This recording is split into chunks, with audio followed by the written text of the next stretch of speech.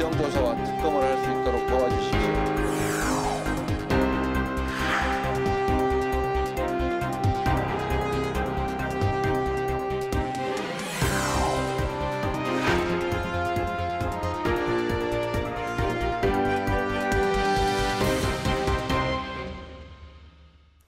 네, 이번 시간은 뉴스앤파워 인터뷰 코너입니다. 이태원 참사가 일어난 지 보름이 지났지만 진상규명은 진전을 보이지 못하고 있는 상황인데요. 참사가 일어난 원인과 배경에서 무엇이 분명히 밝혀져야 되는지, 책임 소재는 누구에게 어떻게 물어야 되는지, 민주당 이태원 참사 대책본부 부본부장이신 이성만 더불어민주당 의원과 관련 이야기를 나눠보겠습니다. 의원님 어서 오십시오. 네, 안녕하세요. 네. 이성만입니다. 네. 이태원 참사 관련해서 이제 가장 핵심적인 상임위가 이제 행안위라고 이제 할 수 있을 것 같은데요. 네. 거치 논란이 됐던 이상민 행안부 장관은 이제 사퇴를 일축하고 있고, 거기에다가 이제 범정부 재난안전관리체계 개편 TF 또 단장을 맡게 될 거란 소식도 이제 들려왔습니다. 이상민 장관을 비롯해서 이제 그 소위 이제 윗선이라고 하는 윗선들의 그동안의 이제 발언 내용과 태도 어떻게 생각하십니까? 뭐 전체적으로 보면은 무한한 책임을 진다, 또 죄송하다 이렇게 추상적으로는 엄청 많이 얘기를 했어요. 네. 근데 이제 구체적인 사안에 대해서는 다 이제 부인하거나 또는 면피하는 그런 자세를 보였습니다. 그래서 또 하나의 공통점이 또 하나는 뭐였냐면은 대부분의 뭐 지금 말하는 행안부 장관이나 경찰청장이나 서울청장이나 공통점이 다 한 11시 이후에 자기는 보고를 받았다는 겁니다. 그래서 네. 8시 반부터 11시까지 그 사건이 일어난 아주 중요한 그 시간대 본인은 보고를 받지를 못해서 처리할 수 없었다. 이렇게 지금 면피로 좀 일관하고 있습니다. 네네. 네, 이 정부 여당에서는 그 상부가 아니라 하부의 문제다 이렇게 선을 긋고 있는 상황인데요. 그렇다면은 참사 당일에 왜 도대체 경찰이 제때 투입이 되지 못했는지 그 원인을 좀 짚어보고 싶습니다. 어떤 걸 좀 지적할 수 있을까요? 일단 전체적으로 보면 이제 대통령실이 이제 이전을 했지 않습니까? 네. 이제 그게 대통령실 이전에 따라서 용산이나 서초에 지키는 경비 인력이 8개 중대 또 여경 4개 제대 또 교통경찰 이렇게 있습니다. 그거를 숫자로 표시하면 대략 추정컨대 한 700명 정도 이렇게 경비 인력이 빠져 있는 게 사실이고요. 또 현장 상황에서도 이미 그런 서초나 또는 이 용산에 이런 경찰 병력이 있었음에도 불구하고 이런 걸 투입하지 않았습니다.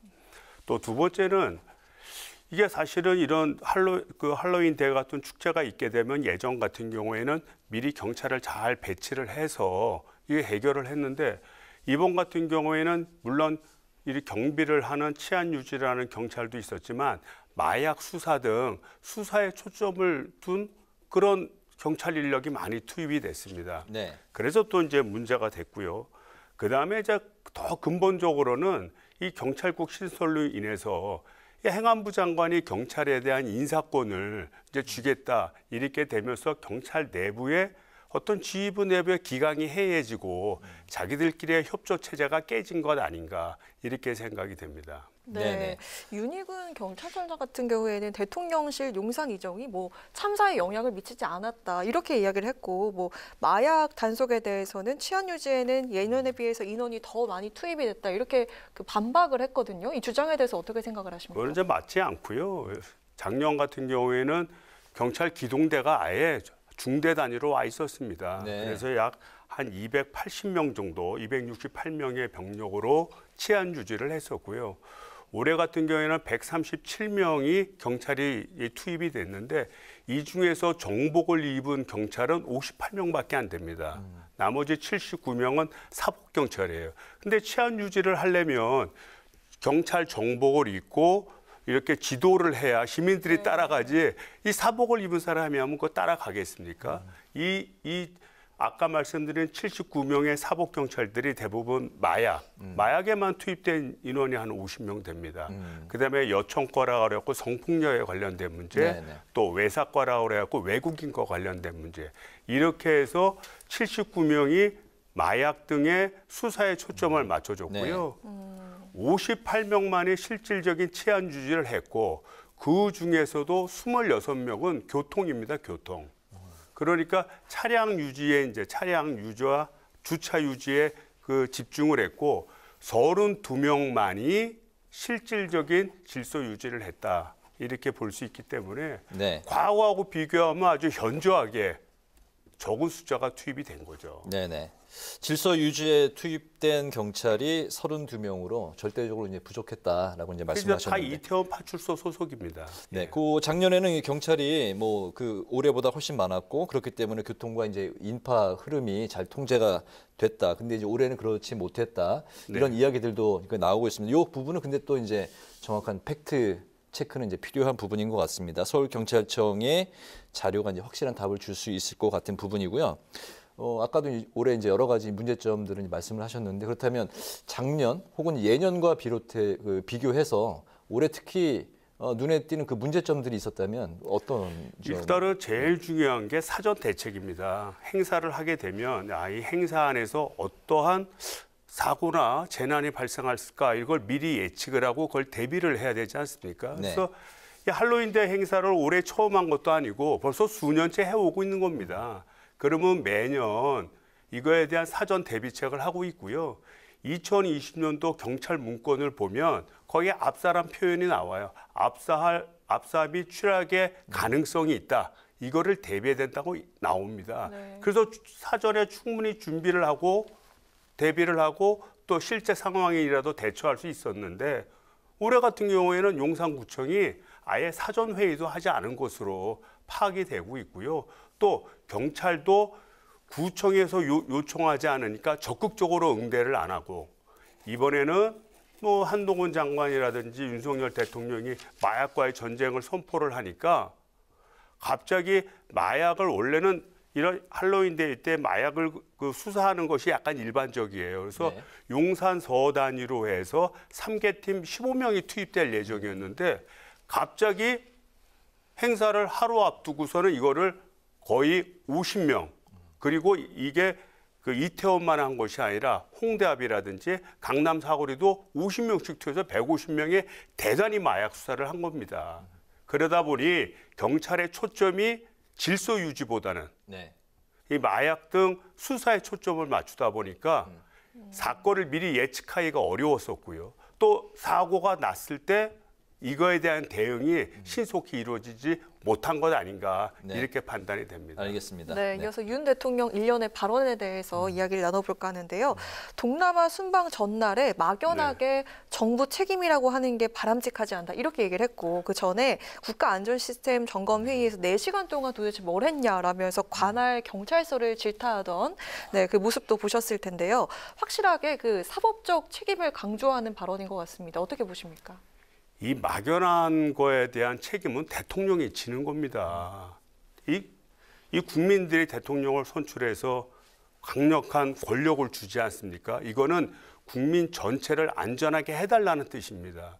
우리가 어디 길을 걸어갈 때 누구한테 신고하고 걷는 게 아니지 않습니까? 네. 그럼에도 불구하고 어떤 개인이 어떤 재난의 상태에 빠져서 위험을 당하게 된다면 그거는 제대로 시스템을 구축하지 못한 최고 책임자인 대통령의 책임입니다. 그래서 대통령이 직접 책임질 수 없다고 한다면 선출을 다시 하기 어려우니까 그렇다면 그 밑에 있는 국무총리나 장관이 책임을 져서 무한한 국민으로부터 무한한 권력을 받고 이런 책임의식을 갖고 있는 것을 대신하는 겁니다. 그리고 또 구체적으로 법적으로 따져서 개별법에 위반되는 그런 사례가 또 있다면 그는 또 개별적으로 또 책임을 지게 만들어야죠. 마치 추상적이고 이런 것이 본인의 책임이 아닌 것처럼 얘기하는 것 자체가 좀 이해가 안 됩니다. 네, 알겠습니다.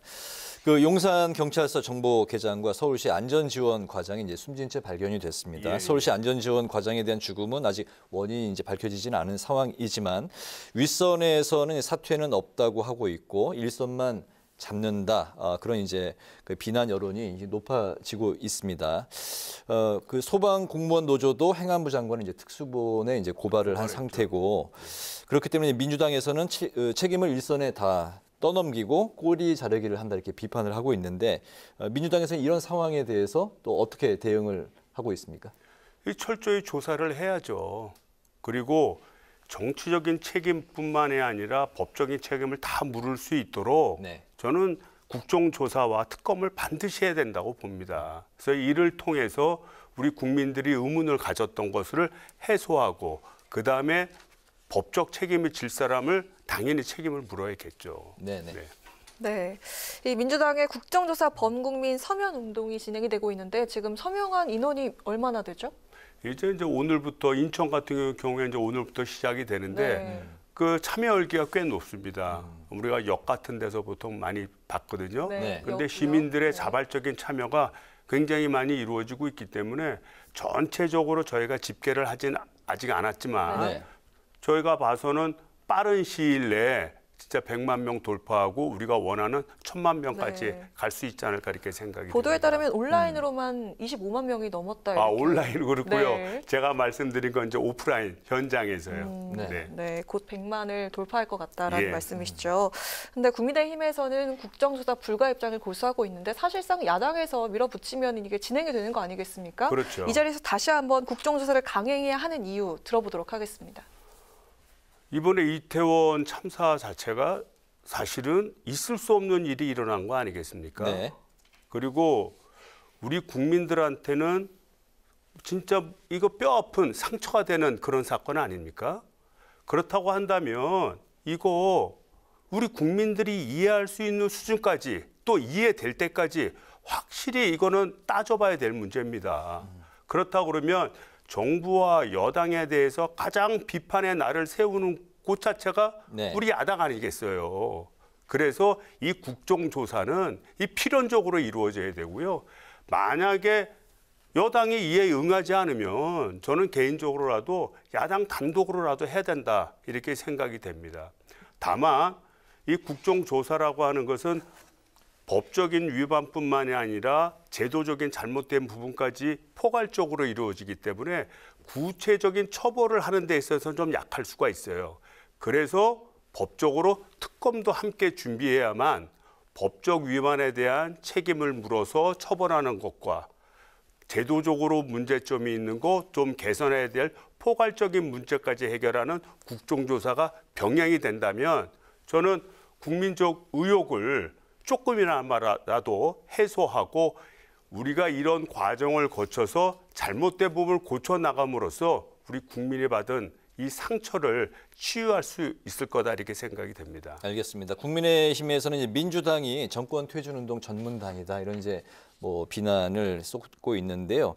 이태원 참사를 이제 정치적으로 이용한다 이런 이제 취지의 이제 비판입니다. 이 부분에 대해서 이제 어떻게 생각하십니까? 아니 야당의 역할이 잘못되는 문제가 생기면 그거 비판하는 겁니다. 그리고 국민들이 상처를 받으면 비판하는 겁니다. 그리고 국민들이 불안감을 느낀다면 나서서 따져주는 것이 야당의 역할이고요. 이 야당의 역할을 제대로 해야만 이 여당과 정부가 잘못된 판단을 하는 것을 고치고 바로 갈 거 아니겠습니까? 그래서 이 참사를 정치적으로 뭐 이용한다 이렇게 표현하는 것은 이 야당이 해야 될 근본적 도리를 잘못해서 이게 비판하는 거고요. 저희는 앞으로도 국민적 의혹이 해소되고 이 문제가 치유될 때까지 끝까지 진짜 좀 센 말로 투쟁한다는 각오로 싸워나갈 것입니다. 알겠습니다. 네, 네. 철저한 진상 규명과 또 재발 방지 대책 마련, 민주당 이태원 참사 대책본부와 행안위에서 앞으로 어떻게 해나갈 계획을 갖고 계신지 들어보도록 하겠습니다. 그래서 이제 지금 보면은 아까 말씀드렸듯이 수사가 주로 이제 경찰에 초점이 돼 있고 소방 일부에 이제 좀 초점이 맞춰서 하위직 위주로 좀 돼 있고 그래서 저희는 이제 좀 차원을 달리해서 사전적 대비가 훨씬 더 중요하거든요. 그러니까 대체 용산구청은 뭐 했으며 서울시청은 대체 뭐를 했는가. 그다음에 이거를 지도해야 될 행안부는 이런 대형 행사를 앞두고 무슨 역할을 했는가. 이거에 대한 문제를 파헤치는 게 사실 또 더욱더 중요한 문제입니다. 네. 사전적인 대책만 잘 갖춰졌어도 좀 경미한 사고는 일어날 수 있어도 이런 대형 참사는 안 일어납니다. 그래서 저는 앞으로 행안위가 이 문제에 좀 집중해야 되지 않나 이렇게 판단이 됩니다. 알겠습니다. 최근 이제 전국이 뭐 아주 좀 많이 냉각돼 있고 여러 가지 예. 정치 사안들이 이제 불거져 나오다 보니까 정치인들이 이제 많은 말들을 이제 쏟아내고 있습니다. 정치는 이제 말로 한다 이런 이야기가 있고 그렇다면 이제 정치인들은 자신이 발언을 하고 말을 할 때 네. 자신의 정치 철학이 바로 그 말 속에 담겨 있어야 될 것 같습니다. 평소에 그 정치인으로서 이제 발언을 하실 때 어떤 점을 또 그 염두에 두고 말씀을 하시는지 정치인의 말은 뭐 어때야 되는지 생각하시는 게 있으시다면 좀 간단히 좀 들어볼까요? 이제 저는 이제 교회를 다니는데 이제 교회에서 항상 얘기하는 게 그런 거 아닙니까? 하나님이 지켜보고 계신다는 걸 항상 의식해라. 네. 그래야 자기의 어떤 종교 활동이 경건해진다. 뭐 이런 거 아니겠어요? 그런 거와 마찬가지로 정치인이 말을 할 때는 항상 국민이 앞에 있다라는 것을 의식을 해야 됩니다. 그리고 국민들이 듣고 있다라는 것을 생각을 해야 돼요. 그래서 정치인의 말은 보통인들의 말과 달리 국민들에게 상처를 주기도 하고 또 희망을 주기도 합니다.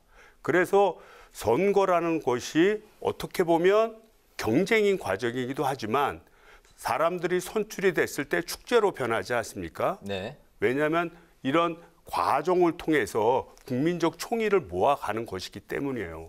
그래서 정치인들은 항상 중요한 위치에 있고 내가 말을 할 때 국민들이 어떻게 생각할까, 또 상처를 입지는 않을까, 내가 진실을 왜곡하지는 않나, 또 내가 말함으로 해서 국민들의 알 권리가 더 확대되는가, 이런 점을 고려해야 된다고 봅니다. 알겠습니다. 정치인의 말은 국민이 앞에 있다는 걸 염두에 두고 해야 된다. 그렇습니다. 알겠습니다. 오늘 뉴스앤 파워 인터뷰 이제 마칠 시간이 됐습니다. 지금까지 더불어민주당의 이성만 의원과 함께 이태원 참사의 진상 및 책임 소재 규명의 핵심에 대해서 이야기를 나눠봤습니다. 오늘 말씀 잘 들었습니다. 고맙습니다. 감사합니다.